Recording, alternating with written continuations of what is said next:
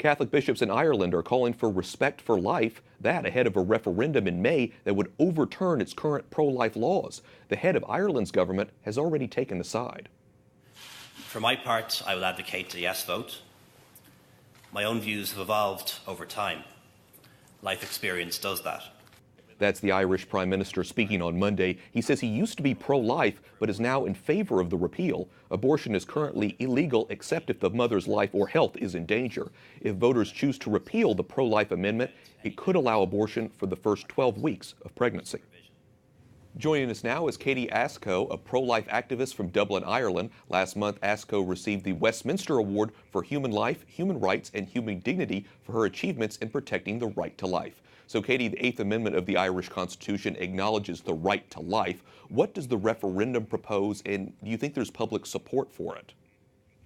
Sure. So this referendum is proposing the Irish people to remove the Eighth Amendment from our Constitution. So by removing the Eighth Amendment, we would be stripping away all right to life from unborn babies here in Ireland and would essentially be introducing abortion on demand in our country. So politicians are talking about replacing this with legislation that would allow for abortion up to 12 weeks for any reason and up to birth for things like risk to health of the mother or so-called fatal fetal abnormalities. But that's only what they're talking about now. And we know that over time, once abortion is legalised in a country, it just becomes a social norm and the laws do get less and less restrictive. So it's a worrying proposition, and there is Irish support for repealing the Eighth Amendment, but there is not such support for abortion on demand, which is what is being proposed at the moment.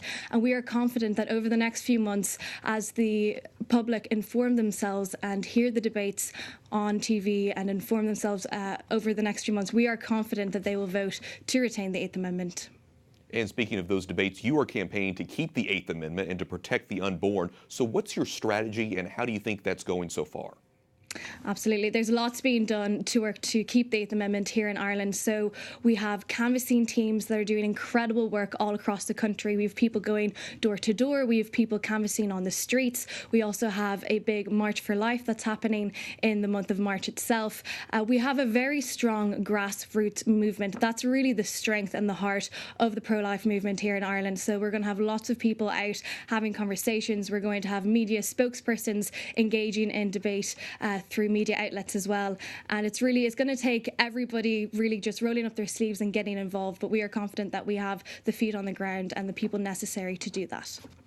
Well, as you say, Katie, Ireland is still a very pro-life country. It's one of the very few countries where abortion is still highly restricted. How do young people feel about the life issue? You mentioned the March for Life there. Absolutely. So the young people here in Ireland, I mean, it's quite difficult to be pro-life in Ireland, especially on campuses. We've seen quite a lot of shutdown on freedom of speech. I've spoken on this topic before. There was my own impeachment, the impeachment of my friend. We've seen the shutting down of pro-life groups on campus, not being allowed to put up their posters or get funding or use campus facilities for their events. So that doesn't make it any easier. But there's a strong group of pro-life people who are young and who really do hold those beliefs so strongly, but it's difficult for them to speak up. There are, of course, a lot of young people who are pro-choice as well, but as I said, we are very confident that with the campaign that we have to roll out over the next few months, with the information that we will be presenting to the public, that public opinion will change. It's also very interesting to note that only 6% of the Irish people are aware that 1 in 5 pregnancies in the UK end in abortion, and only 10% of the Irish people are aware that 90% of children pre-diagnosed with Down syndrome in the UK are aborted. So it really does show that the Irish people haven't been fully informed on the facts about what abortion really is. So that's going to be a major focus of the campaign over the next few months.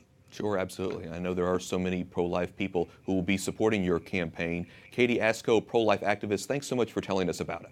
Thank you.